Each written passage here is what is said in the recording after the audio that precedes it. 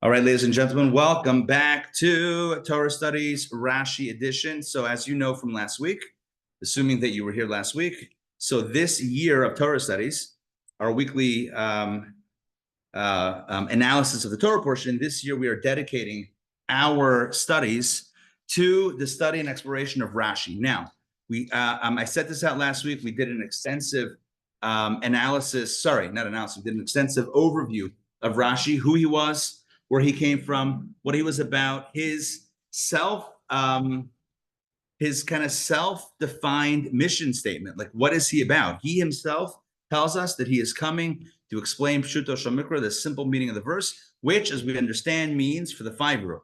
Now, you don't have to be 5. Wasn't there a reality show at some point called Do You Know More Than a 5-year-old? Or is that more than a 5th grader? Something like that. All right. So it's not like 5th grader, right? So it's not like, do you know more than a 5-year-old? That's not what we're actually talking about. But the concept is, as Pirkei Avot, we quoted last week, says when a child is 5, that is a great time to start learning Torah.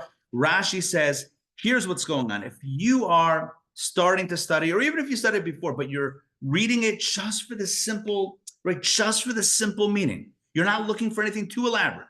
You just want to know, what's it saying? You know, what do they mean? Why are they saying this as opposed to that? You just want to know the basics.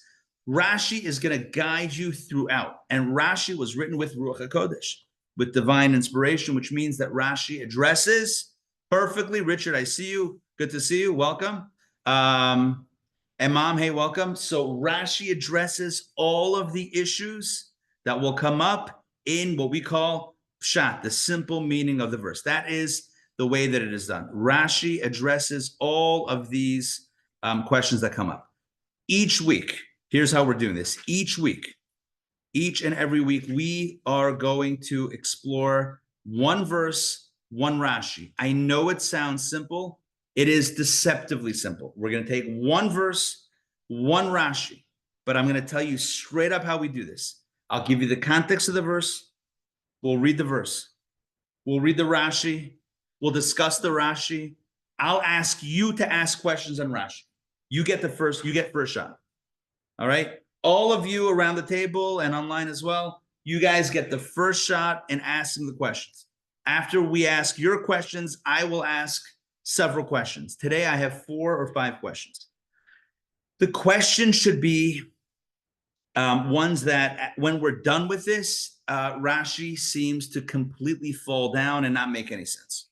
That's going to be the goal of these questions, to really dismantle Rashi. Not because we're mean, but because the goal is to undo our previous understanding or superficial understanding of Rashi, to then build it up into a deep understanding of Rashi. So we're going to quote the verse. We're going to read the verse, we're going to read the Rashi. You ask questions. I'll ask questions. We'll present and study together the big idea, and then we'll put Rashi back together again. They couldn't do it with Humpty Dumpty. But you know who they could do it with? Rashi. And this all based on the Rebbe's insights. Now, I got to tell you this. Imagine if you could walk into Michelangelo's workshop, right? Leonardo, I'm just quoting Teenage Mutant Ninja Turtles at this point. That's all I got. If you know, you know, right? Who are they? Michelangelo, Leonardo, Donatello, maybe. And who was the other? There's a 4th. Who remembers the 4th Teenage Mutant Ninja Turtle? I know it came back.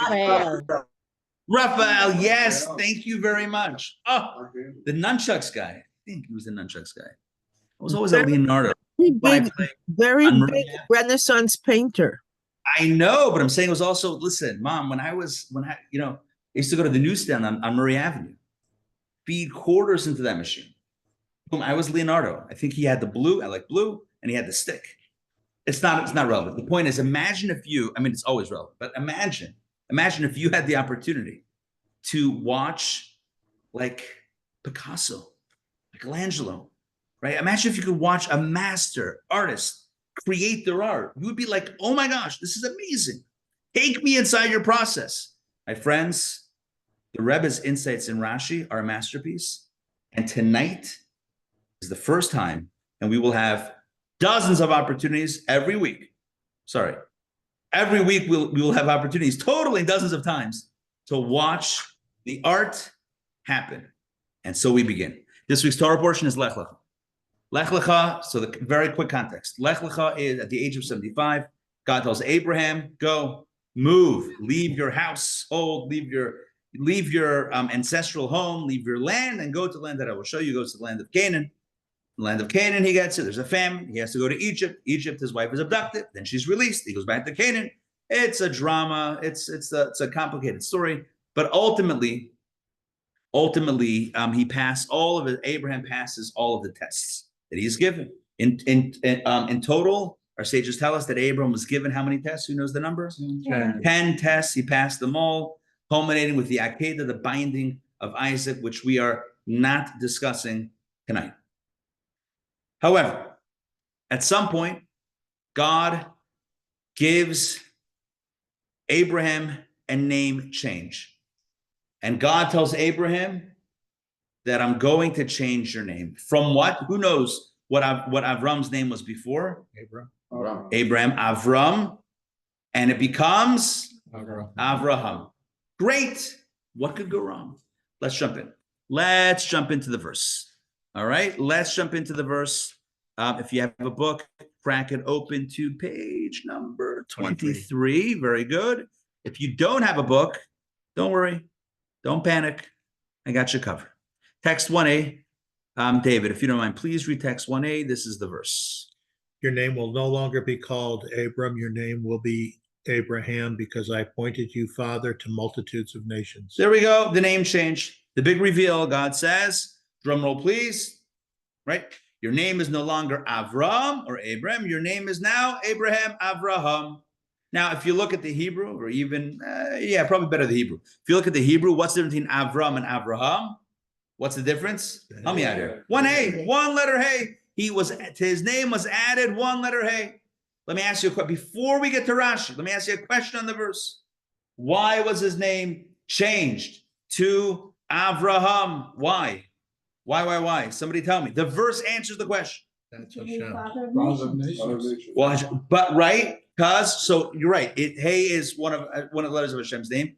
But the reason, the rationale that the verse gives is because God says, "I appointed you, Av Hamon Goyim Nisaticha." I've appointed you as a father to multitudes of nations. Av Hamon. Great. Rashi. Text 1b. Jake, please read Rashi, text 1b. Because I appointed you father to multitudes of nations. Abraham is an acrostic for Av Hamon Goyim, Hebrew for father of the multitude of nations. The letter Resh, which was in his original name, connoted that he was father only to the nation of Aram, his native land. Though he was now father to the entire world, this letter did not move from its place.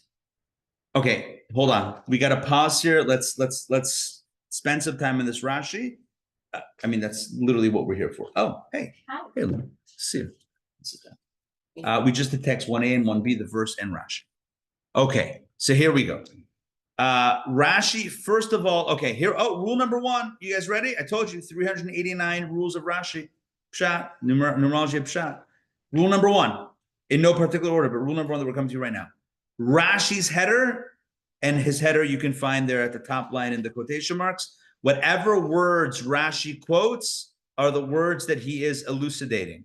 He doesn't quote an extra word. He doesn't quote a missing. He doesn't leave out a word. Whatever he quotes is precise. Rashi quotes 4 words from the verse, Ki Av Hamon Goyim, which I have a problem with the translation. Goyim means nations. No, that's fine. They didn't. People need to consult me with translation. Anyway, here's the problem. The Hebrew words are Ki Av Hamon Goyim. And the English says, because I appointed you father of multiple nations. The word I appointed you is not in that Hebrew word. Nisaticha is the last word of the verse, and that means I appointed you. So for whatever reason, the editors here decided to include that word Nisaticha in Hebrew to translate in English, even though that's not what Rashi quotes, which is thus misleading into our analysis, which is about precision and not about roughly what Rashi says. So that's just my commentary. Close the parentheses. Here's the point. What's your translation then? Well, it's the words. Ki av hamon goyim means because father to multitudes of nations, I have appointed you. But that last word, I've appointed you, Rashi does not quote, but Rashi does quote. So just if you can even mark the copies if you want. Put a parenthesis around I appointed you, those three words. And the direct words that Rashi quotes are because father to multitudes of nations. E, because av, father, hamon, many or multitudes, goyim, nations. Because father to multitudes of nations. I've appointed you. Great. Now, What does the other word mean? Nesaticha, I have appointed you.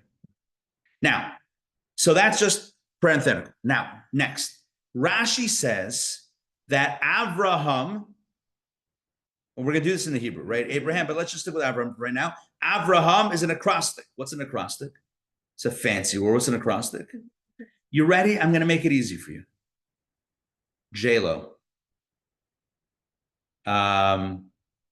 Each letter represents another word. Wait, one second. A-Rod. When Ben Affleck and Jennifer Lopez were dating, what were they called? Bennifer. Thank you very much. Who remembers Bennifer? Come on, guys. I can't be the only one that remembers Bennifer. They were on and off and on and off again. I want to say, I think they're off now. Can't keep track. Off. Right? Off. All right. What are you going to do? Anyway, A-Rod. What's A-Rod? Alex Rodriguez. A-Rod. Avraham. It's not really an acronym. It's a contraction. You put two words together, you call it an A. Let's just call it, for argument's sake, I don't know, an acrostic. I'm kidding. Right, but that's what it says, right? Acrostic. Av-Hamon. Av-Hamon. This is like an episode of Sesame Street. Av-Hamon. Avraham. Avraham. Av-Hamon, father of multitudes, is Av. Are you with me? Yeah. Hamon. Avraham. Yeah, no rage. He should be called Avraham. Rashi addresses this. Rashi, you with me? Should be called Avraham. So Rashi addresses it. Rashi says the letter resh, the third paragraph. First paragraph is the approximate header.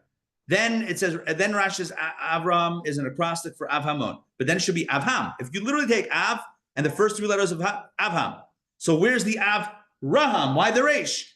So Rashi addressed the third paragraph. The letter resh, which was in his original name Avram, connoted that he was a father only to the nation of Aram, his native land. Though he was now father to the entire world, this letter did not move from its place. So the resh is like a holdback from the previous name. He was Avram, so he's now Avham. We threw in the resh bonus. You have any questions? I got 4. I got a lot of questions. Why? But before we ask the questions, let's make sure we understand what's going on, right? The Torah says that God says to Abraham, to Avram, I'm going to change your name. You're no longer, we'll just do the Hebrew. You're no longer Avram, you're Avraham. Why?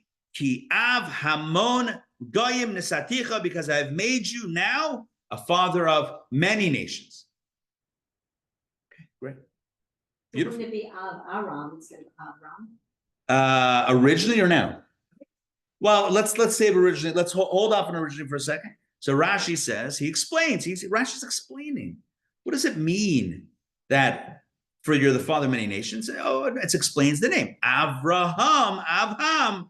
Why the resh? The resh was around before. Yeah. Any questions? Make sense? See the ratios, so he should remember where he came Maybe. What are some questions? What happened to the Nun Sofit? You mean Avraham? Which one? From Avhamon. Yeah, after Amon. Hamon. So it's What the happened to acrostic the- is only taking, it's like A-Rod. We don't do the whole Rodriguez. It's like you take the first 3 letters. Right? Rabbi? Yes, The Aleph and the Mem were there before too. they were. Avraham, correct. Correct. So what's so big about the R, the Resh? Well, because Avhamon also has Avham. In other words, the acrostic of Avraham is Avraham. The question is, why the resh? Rashi says it's a throwback. It was in the original, so we're not dislodging it from its place. All right, I'm going to ask some questions. You ready? Question number one. Rashi asks the question, doesn't answer. He says, why is the resh held? Why is the resh kept around?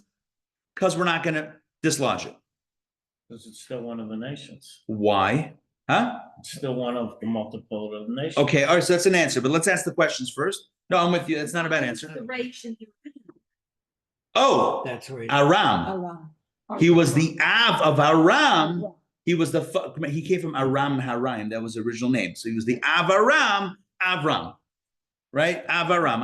Oh, okay. So Rashi says that even though now he's no longer Av Aram, he's now Av Hamon, so it's Avham, but we're keeping the resh. Why?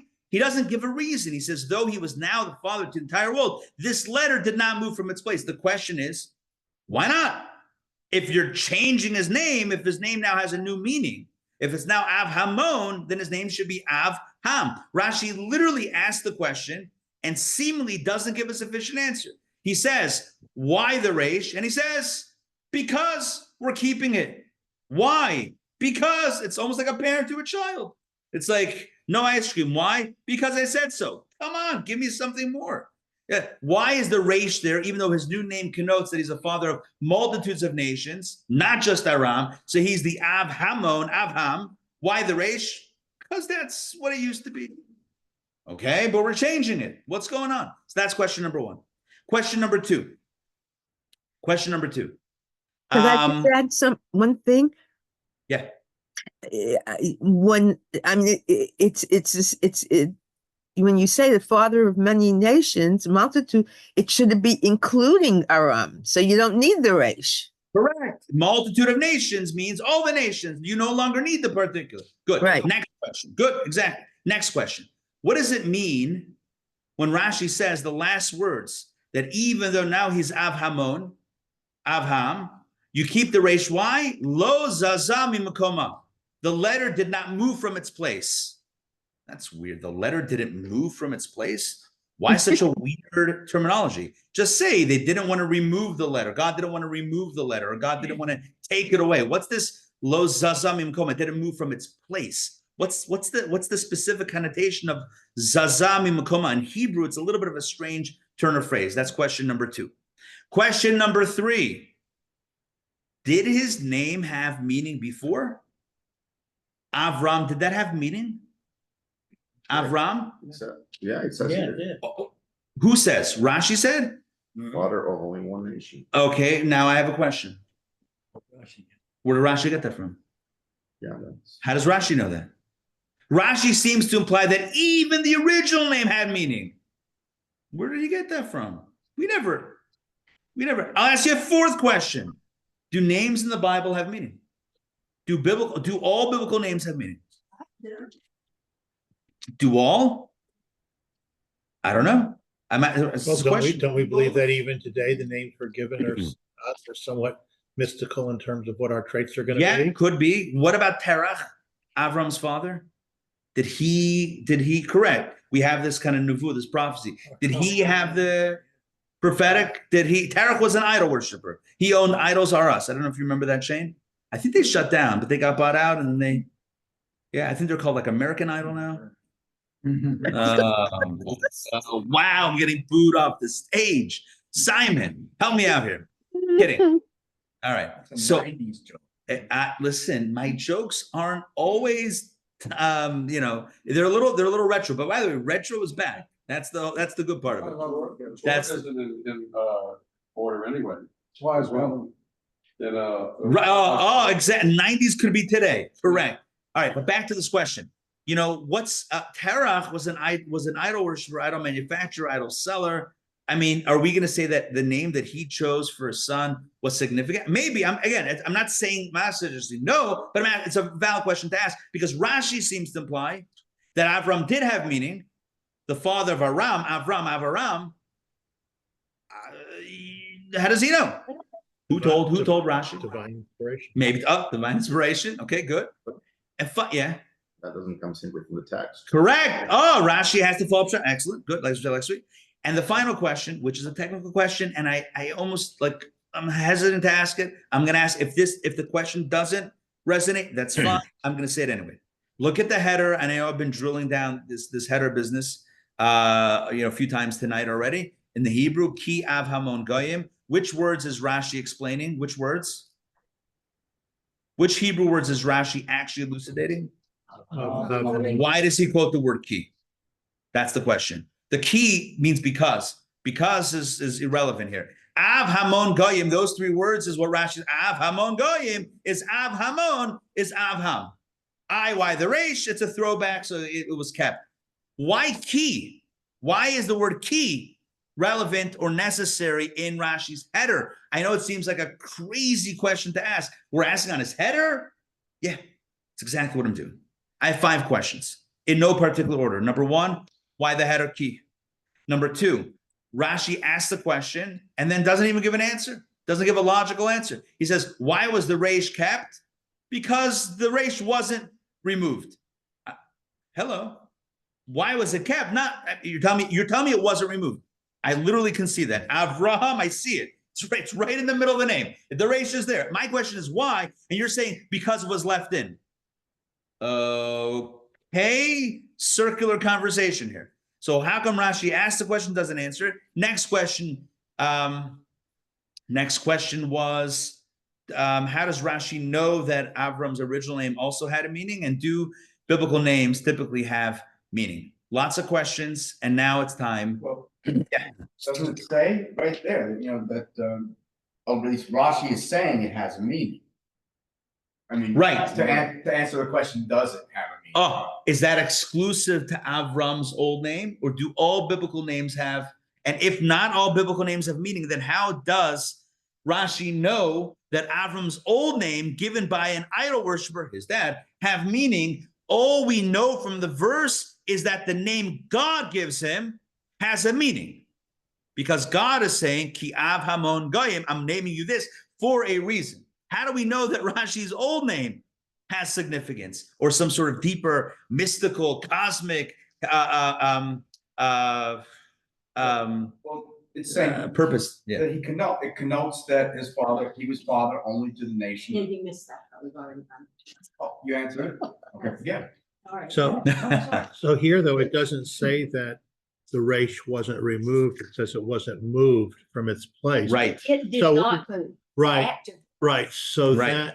would that not be, it left the resh before the hamon to remind us that this is where he was first, and then he went to the rest of the world? Interesting. And that's why it didn't move from the beginning of his name to the latter part of his name?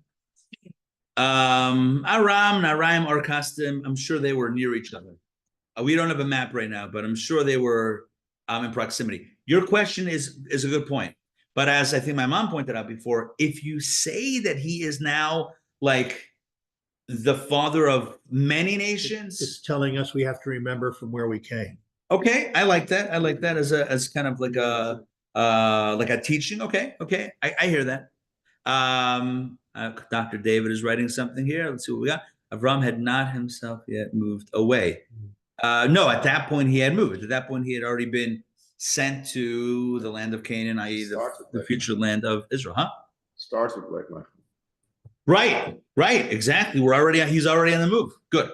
All right, so let's get to some end. Go ahead. Can't ever forget who you are. Okay, good. And we're going to circle back to some of these themes. Very good.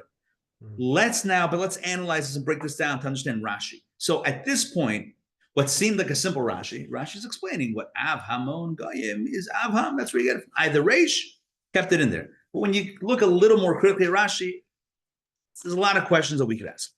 So let's break this down with one of the questions. Let's start with one of the questions that I asked, which is, do biblical names typically have meaning?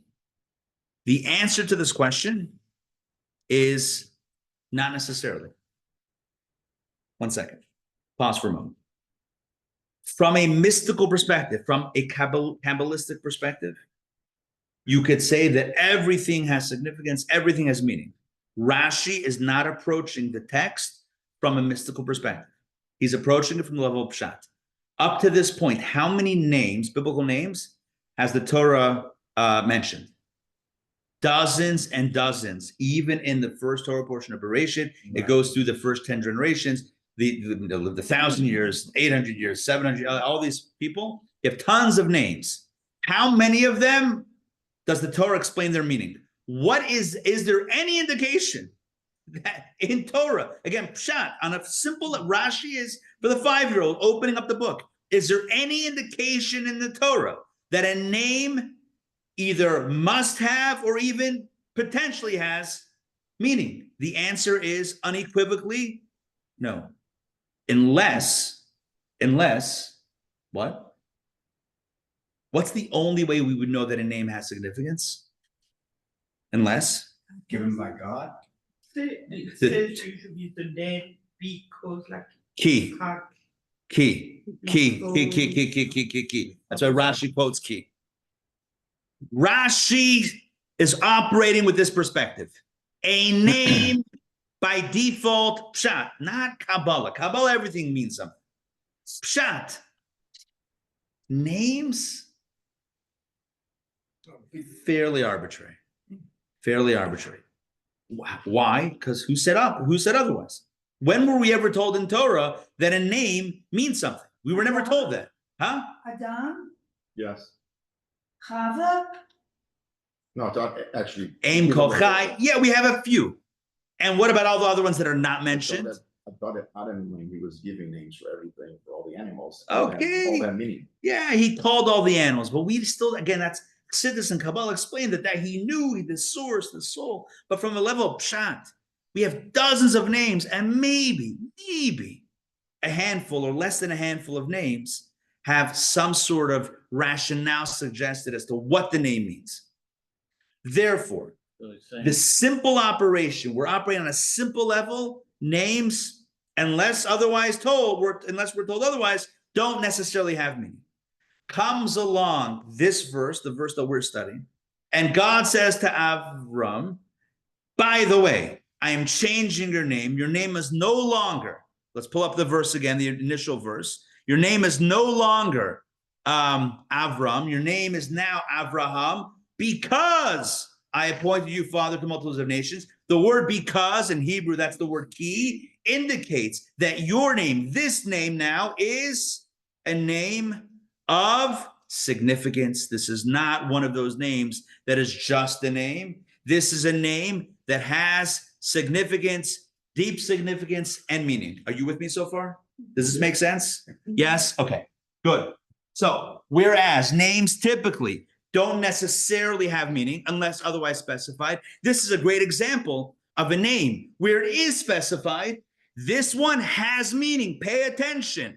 Avram, I'm changing your name to Avraham because you are now I'm making you a father of multitudes of nations. You are going to be the patriarch of many nations, as we know, as we look back in retrospect, multiple religions, multiple nations. I mean, billions of people today that are roaming planet Earth subscribe or ascribe themselves to one of the Abrahamic religions. Hamon Goyim, a father of multitudes of nations.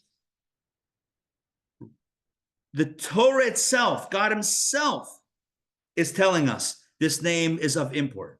Rashi therefore quotes, Ki Av Hamon Goyim, because without the key, we wouldn't know that the name is significant.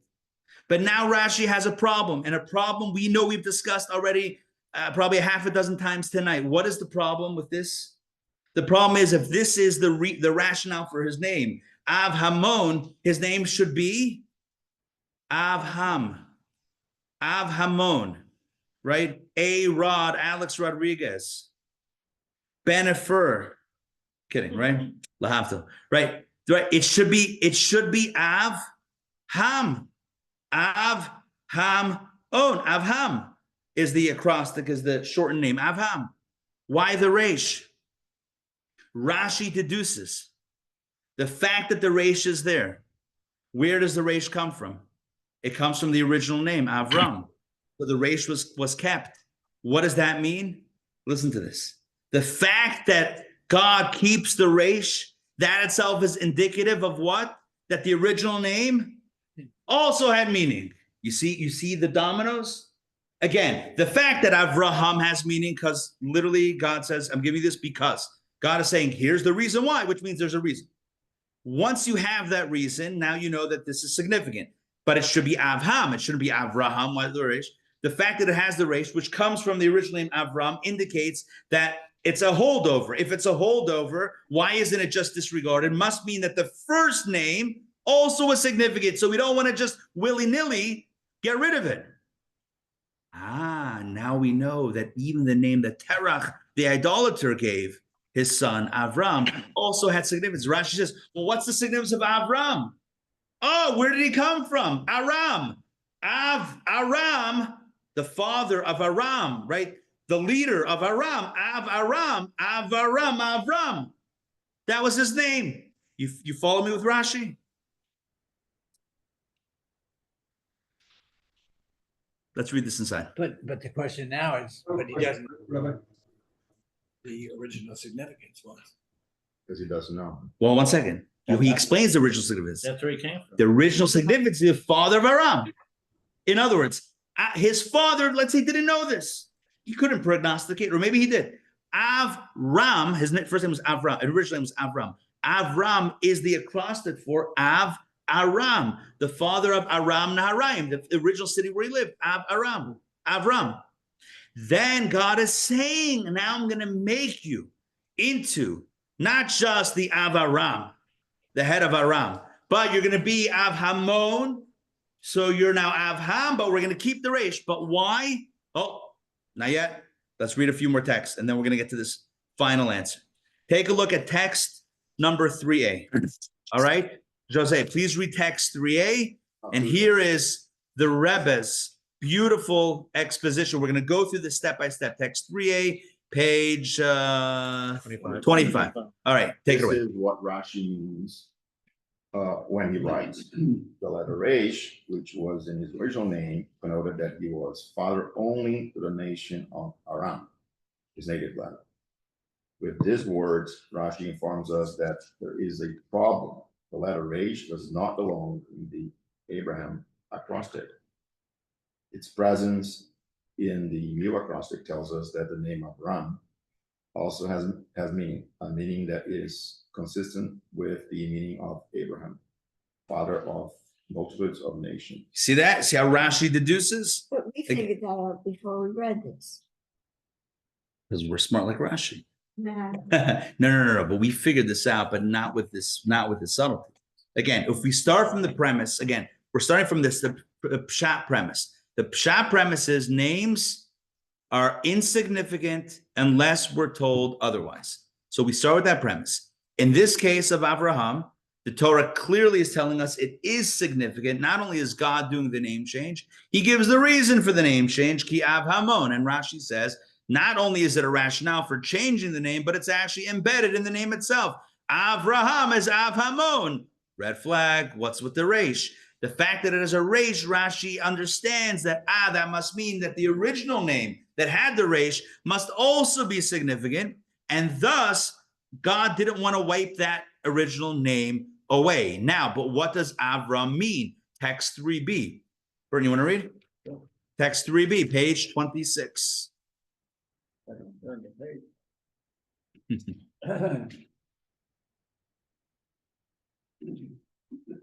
Rashi goes on to explain the meaning of Ram. He was only the father of Ram. And this did not move from his place. And this did not move from its place. With this, Rashi informs us that the letter Resh of the original name means that he is the father of Ram. And this kinship to Aram remained in place after the name change. In other words, the new name, Father of all nations, did not exclude fatherhood to Aram. It includes Aram and explains it to include all the nations. There you go. Rashi says the original name was Avram. We didn't know that had significance until God changed his name and kept the resh. That means that even the original name was significant. And the significance of the original name, it sounds like would be similar to the significance of the new name. Just like the new name means father of many nations, the original name was father of Aram. It works perfectly. Why is the Resh? The question though still stands. Why is the Resh kept? He's now the father of many nations. Why does it still say Aram, Avraham? Why is it still the Resh? Because the fact that he was the father to all nations, I'm just reading the last paragraph, again, did not exclude fatherhood to Aram. What does that mean? That means that even as he became famous, he didn't forget his roots. Like some of you guys, 100%. Yes, correct. Text 3C. Text 3C. Doreen, hold on one second, Richard. Let's read one more. Text 3C. Take it away. This is why Rashi used the phrase, did not move from its place, rather than was not removed from it with a light. Even if the letter Resh was erased from the new name, rendering the new name of Avraham, it would not imply the cancellation of its meaning. Abraham's role as father to Aram would have remained intact. However, it would have implied that the Resh, Avraham's relationship with Aram, had been folded into Avraham's new status as father to the world. By saying that it did not leave its place, Rashi emphasizes that the Resh remained rooted in place. Avraham's role as father to Aram stood out in the new acrostic because his role as father to Aram remained independently significant despite his new role as father to the world. And here the Rebbe ties up all the loose ends. Rasha, I'll just explain. Yes. So, here we are in Parshas Lech Lecha, where all this is coming out, and Right. and that's all about leaving your place. It's not like that's going on here. There's a Sounds like the opposite energy. Yeah. I think the And it was message. idolatry. It's who he Correct. was. Sorry? It's who he was. It's who he was. Who he was is where he came from. Yeah, And but I it says think to it's- leave your father. But I Leave think it. it's like this. Part of was. But I think it also goes in addition to that. I think there's another point that's important to mention. It's not just that that's where he came from, and so we're paying homage to his roots. I think it's a little bit more than that. I think the message is that even as he becomes, global, even as he becomes famous, he still is reminded that he has a role, like a local role. And even though that's no longer his locale, because he literally was told Lech Lecha, he's reminded to not forget about the role that he had done originally. And even in his growth, even in his becoming famous, that he still has a local role, not just a global role. And this is going to be for the remainder of the lesson.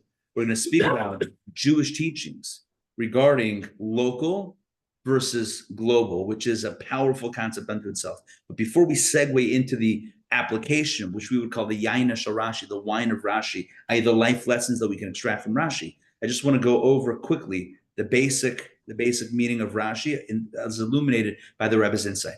And again, the questions are subtle. Richard, jump in. Yeah, sorry. In what way was he king, father of Abraham? Spiritual, monotheistic, prince of light to Aram. The one guy that recognized God and sought to educate others. He was the spiritual leader. No, I'm sure he wasn't voted as king of Aram or 50 under 50 by the by Nimrod. But he was, right? He was the spiritual king, as it were. If God calls you the Av, I'm sure it doesn't mean that you're the best poker player in Aram. It means that you're you've got the spirit. You're the king monotheist, the head monotheist of the town. Wait, so did God give him the name, or did his father give him the name? Aram.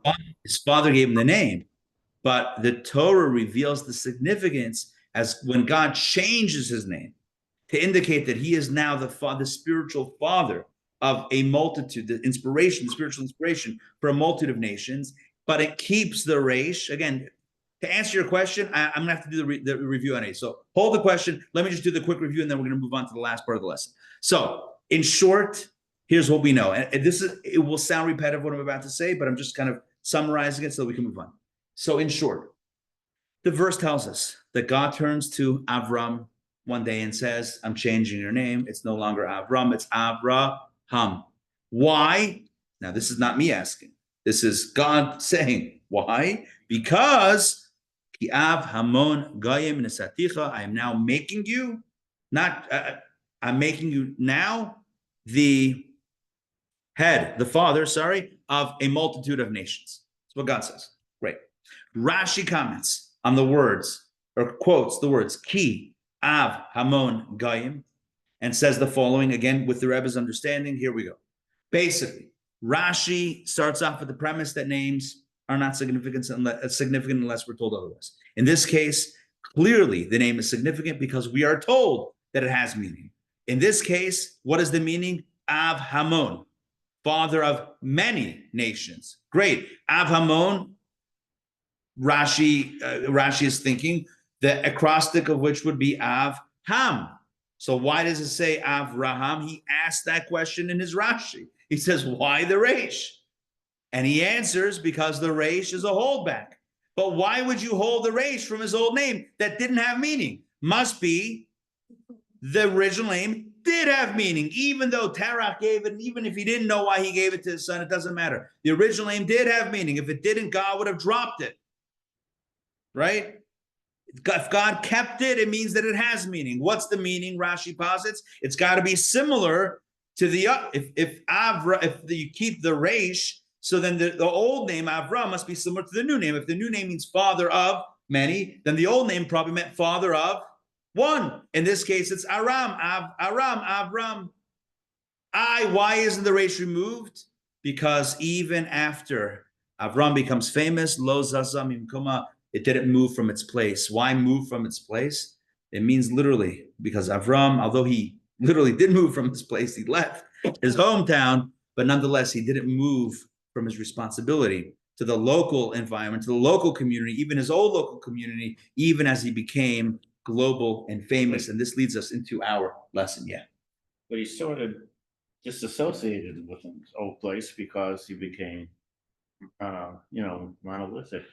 Oh, 1 second. Even when he was in his old place, the fact that he was the Avaram means that he was influencing them with monotheism. In other words, he was always influencing from a young age. He was influencing. Then at a certain point, God says, leave and go to a place where you can become more famous. Go to Israel, the crossroads. He's still local, and so now we're going to take that lesson and move it forward. And so here we go. Does this discredit what we were taught as kids, that the hay was to bring Hashem into his name? No, because now interpretations. Because this now says it's from the Av Hamon, right, many. from Hamon. It's not that explanation probably comes from the Midrash. And if you recall last week, we said that Rashi typically doesn't cite the Midrash. The Midrash is giving, what's the homiletical insight, which means it's true. But Rashi is pshat. Rashi is not going to introduce us to, some sort of other teaching that's coming, not going to say out of nowhere, but from, not necessarily from the words themselves. Rashi, the verse itself says, I'm naming you this because you're the father of many nations. That's pshat. Simple meaning is the name is indicated by the word, by the rationale for the name. And if you look at it, it actually lines up. Avhamon, Avham. Why the Reish? It's a throwback to Avram. Why keep it? Because even as Avraham became the father of a multitude of nations, he didn't stop being a local leader either. And that is the message that we're about to jump into. Yes. So does Rashi have any problem with Sarai becoming Sarah? He'll have to deal with that when her name is changed. In other words, we have to look at that Rashi and analyze it. Every Rashi in its place. But here Rashi is telling us what happens with Avram's name change and the significance. And so we learn a few things from this in the structure of Rashi. Number one, the header of Rashi, always precise. Rashi is always going to base his insights on clues from the verse itself. He's not going to introduce us to outside concepts, like the hay being symbolic of God's name. Although that's true, and although that is a midrashic exposition, Rashi is not going there. Rashi is going to limit himself to the contours of the text itself. And when there's a logical flow, he will follow the flow of the logic to where it goes. Like if there's a resh in there, even though that doesn't make sense, he's going to follow back to the initial name, which is Avraham, and then explain that that also had meaning clearly if God kept it. And then from this, we can have a beautiful moral insight. Yes. So if we do a name change, we're going to either let our social group know, or we're going to go to actually change our name on our birth certificate. So does the Torah or Midrash or anything know how this was implemented, this name change? I'm sure they went down to the DMV. Yeah. Or City Hall. I'm kidding. I don't know. I'm not sure how this was. I don't know, like how, if there was any technicality, any formality with it. He probably didn't answer the phone when people said Avraham. He's like, sorry, you got the wrong guy. I mean, nowadays, if someone's deathly ill and they change their name, it's not recorded anywhere. It's a name change on the Torah. By the Torah, yeah. So I don't know. It's a good question. It's a good question. I don't know. But now let's talk about the lesson, the takeaway. What's the takeaway? It's a beautiful takeaway, and it came up before, but I just want to make sure we drill this home. There are many people who historically were very famous for doing amazing things, for being heroes, but at home, it was a far cry from being a hero, right? Many great people who accomplished many great things, who innovated on many different levels, but as a father, as a spouse, as a whatever, as a local, it was a far cry. That could be Moses. You could say also, right? One could argue about Moses, right? Right? And so the message, one of the incredible takeaways, is that even when you become famous, don't forget about your home. How beautiful a message that is. You know the in-flight announcement, right? If the cabin loses pressure, right, and the oxygen mask deploy, put yours on first, and then help someone else out. You got to make sure that you take care of the local before you expand outward. We have texts. We're going to read a bunch of texts as we take this last leg of this session. But it's so important. It's so important. And how many people do we know? Forget people that we know, but how many people love globally but hate locally? You know, they always tell the joke. I don't know if it's a good joke, but it's a joke. I'll let you decide. What's the difference between the anti-Semite and the Jew, right? The anti-Semite says, right, I hate all Jews. What about your lawyer? Oh, he's a good one. Your accountant? He's a good one. And what about a Jew? I love all Jews. What about the guy that sits next to you in shul? Hate his guts. What about your neighbor? Can't stand him. Right? It's like, it's easy to love globally. The question is, do you also love locally? I share this point, I don't know, so often. It's easy to hold the door open for the stranger at Starbucks, but do we hold the door open for our loved ones in our own home? And if not, we have to ask our question. We have to ask the question, did we become Avraham and forget about Avram? Because even when you become Avraham, to keep the resh, you can't drop the resh. Avraham includes the resh. You want to be a hero? Great. Still do homework with your kids at night. You want to be, right? You want to be a hero? You want to save the world? You want to, accomplish great things? Great. You want to be Avraham? Great. Make sure you're Avraham also. Make sure you don't drop the resh. You drop the resh and only become Avraham, that means you've sacrificed the local. You've sacrificed your family for, I don't know, fame and fortune, for glory, for your name and lights. Don't sell out. It's easy to say don't forget your roots, but not translate it down into action. What does it mean don't forget your roots? What does it mean I wear a t-shirt? No, straight out of Compton. What am I actually doing? Right? What am I actually doing? Like I still have like my old mixtape from back in the day. Like, what does it actually mean? On a practical level, you know what it means? It means don't forget those closest to you. Don't Call forget your mother. Oh, thanks. Thanks, Mom. Exactly. Especially, exactly. It means don't forget the ones closest to you, right? It's really beautiful. It's such a powerful message. Let's take a look. There's so many texts to choose from. We'll just do, we have 4 minutes. Okay, we'll do a few. This is perfect. Okay, I'm going to read, and I'm just going to skip around. I don't exactly know which ones we're going to do, so I'm going to play it by ear.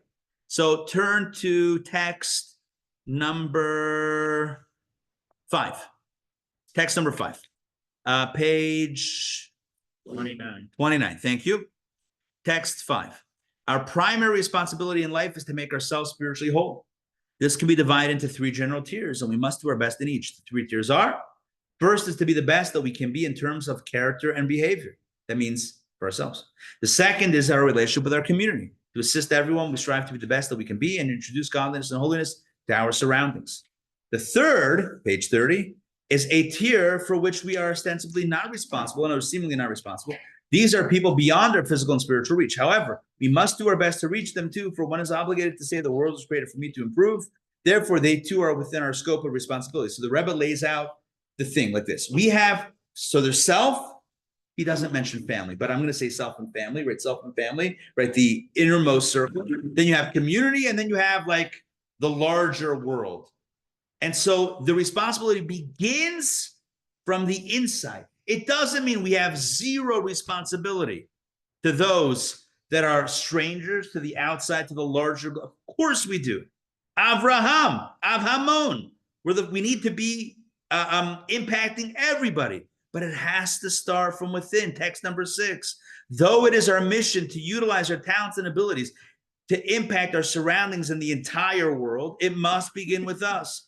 First, we must ensure that our own behavior is just and appropriate, and only then can we influence others. Once we ensure the propriety of our behavior, we can exert positive influence on others. First, others in our neighborhoods, then in our city, etc. Until our influence extends to government officials and national leaders, it all begins with being a living example in our personal lives. Moreover, only when our personal behavior is fitting can we merit divine blessing to influence others successfully. We see this from experience. The success of any community activist depends largely on the activist's personal integrity. When we behave appropriately, our circle of influence expands because people value, esteem, and respect our propriety and integrity. And here the Rebbe is not saying the message about taking care of our family, not sacrificing our family for the other, but really about our own, about beginning at home on a literal level, beginning with myself. I cannot neglect my own personal growth and propriety and integrity for the sake of my activities that I might have on the larger scale, as it were. We're skipping text 7. We are skipping text 8.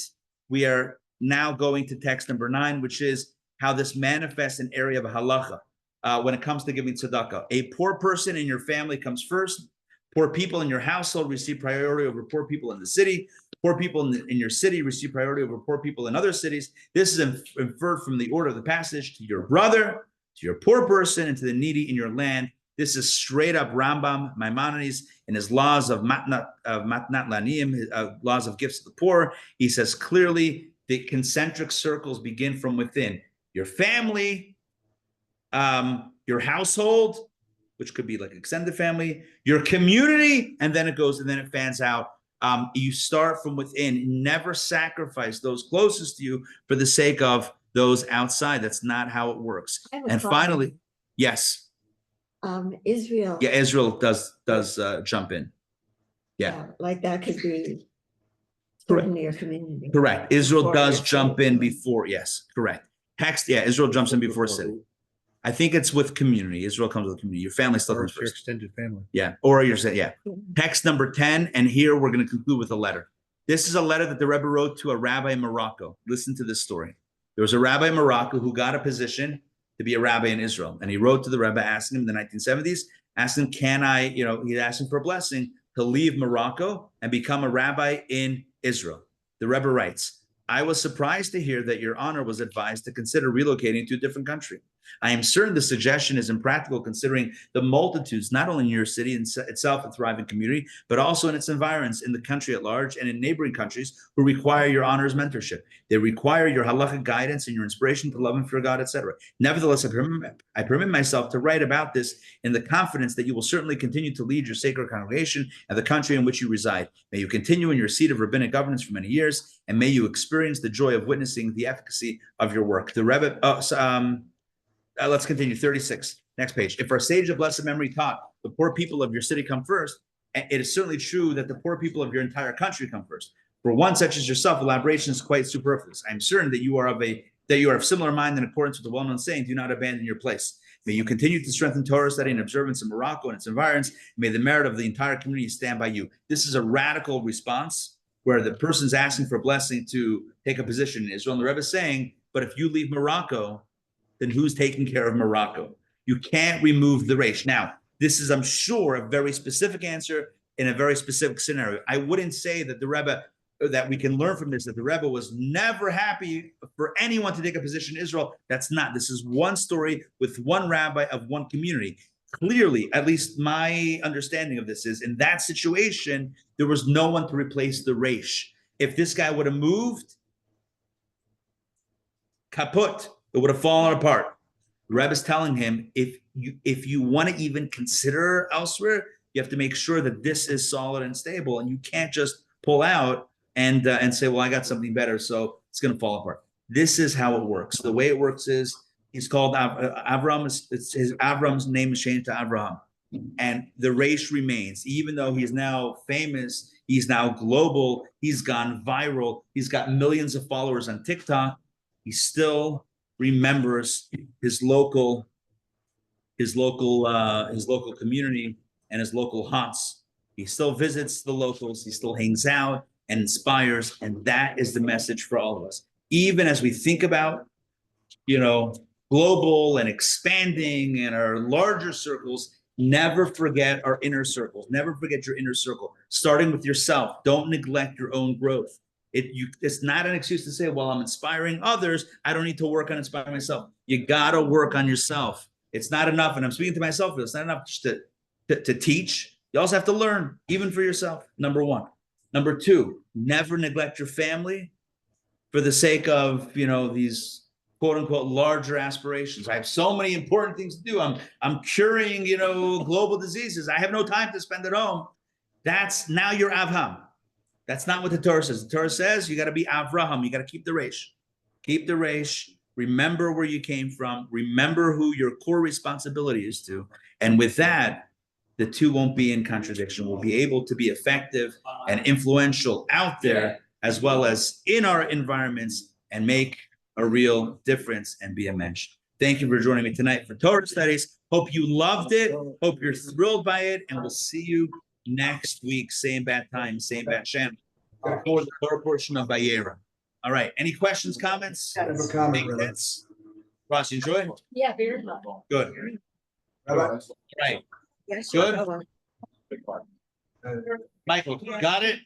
Makes sense? Good. Helene enjoyed? Adrian, good. You missed the tie-in. Oh my God! Oh, I meant to say it. Hold on, folks. Tomorrow night. I have all the segue. Thank you very much, David. Tomorrow night, nurturing relationships.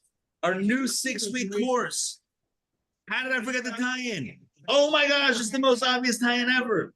You can think about all the important stuff out there, but don't neglect the relationships. 6 weeks, 6 lessons about improving our relationships, starting tomorrow night, 7:30 p.m. and 12 p.m. 12 p.m. and 7:30. All right. Rabbi. Good. Thank you. Rabbi. Yes. Jump in, Richard. Yes. You make a comment? Yes. Pleasure. Pleasure. We enjoyed. Yes, I'm listening. Okay. All ears. Can you hear me? Yeah, good. So I did some research on this. Are you there? I'm here. I'm listening. You just go. On this, and I found the following. How can people be so heartless? How can they ignore their friends? Easy to be hard, easy to be cruel, easy to say no. Do you only care about the bleeding crowd? How about a needing friend? I need a friend. So caring about, is that great?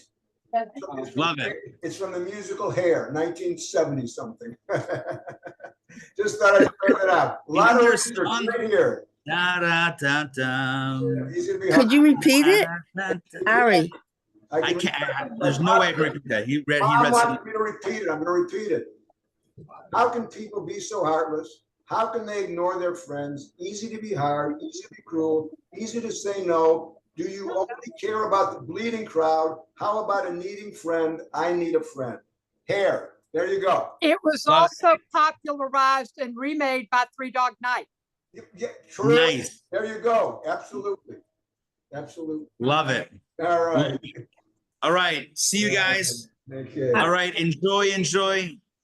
Ari. Yeah. Could you just say it over because I couldn't hear it?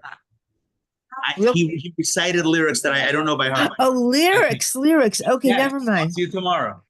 Good to see you, Doreen. No, that's okay. That's okay. No, don't. No, take the local roads. Just go down straight North Druid Hills. All right. Good to see you guys. Okay. Lila, Did the sale go through? well, let's talk. Let's talk out. Okay, I just wanted to know quickly. Lila Tov. Okay, Lila Tov. thanks.